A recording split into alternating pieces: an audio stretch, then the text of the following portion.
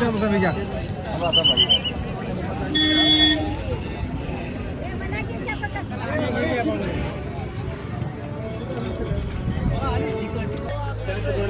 सहभागी होते डॉक्टर निकिताताई देशमुख यांचे आगमन झालेलं आहे।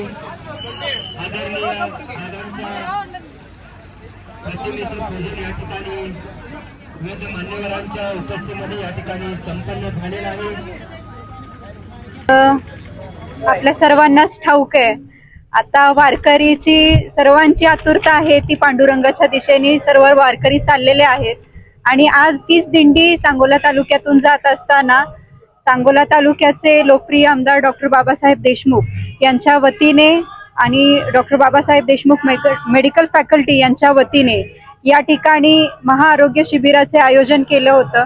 बऱ्याचदा हे वारकरी या प्रवासात असताना अनेक आरोग्य समस्यांना त्यांना तोंड द्यावं लागतं आणि वैद्यकीय क्षेत्राचे विद्यार्थी असल्यामुळे रुग्णसेवा हीच ईश्वर सेवा हे ब्रीदवाक्य डोळ्यासमोर ठेवून आज रुग्णसेवेचा आणि या माऊलींच्या सेवेचा उपक्रम या ठिकाणी आयोजित केलेला आहे।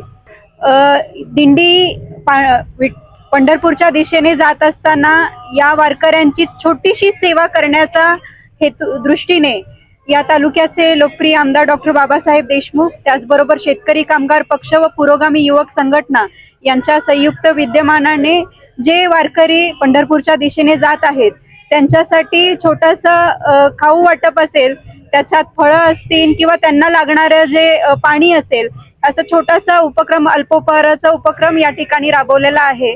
आणि आमच्या वतीने जे काही करता येईल, खरं तर हे वारकरी जे इतका मोठ्या उत्साहात पुढे दिंडी घेऊन जात आहेत त्यांचा उत्साह बघून आमच्या मनात एक वेगळं उत्साहाचं वातावरण या ठिकाणी पाहायला मिळतं आणि एक छोटीशी सेवा आमच्या सर्वांच्या वतीने या ठिकाणी आम्ही देण्याचा प्रयत्न करत आहोत। शिबिर हे आजपासून सुरू झालेलं आहे। 22 तारखेपासून ते 24 तारखेपर्यंत शिबिर आयोजित केलेलं आहे। 2 दिवस हे सांगोला तालुक्यात असेल आणि दिनांक 24 जुलैला दिंडी वाखरी इथे येते, तर त्या ठिकाणी शिबिराचं आरोग्य शिबिराचं आयोजन केलेलं आहे।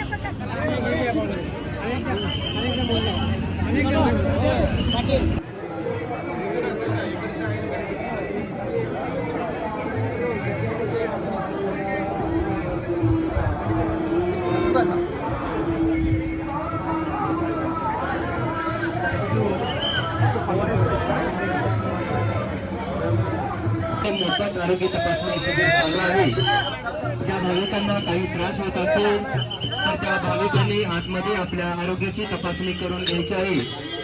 वारीमध्ये जात असताना वारीबरोबर आपल्या आरोग्याची काळजी ही आपल्याला तेवढीच महत्त्वाची आहे।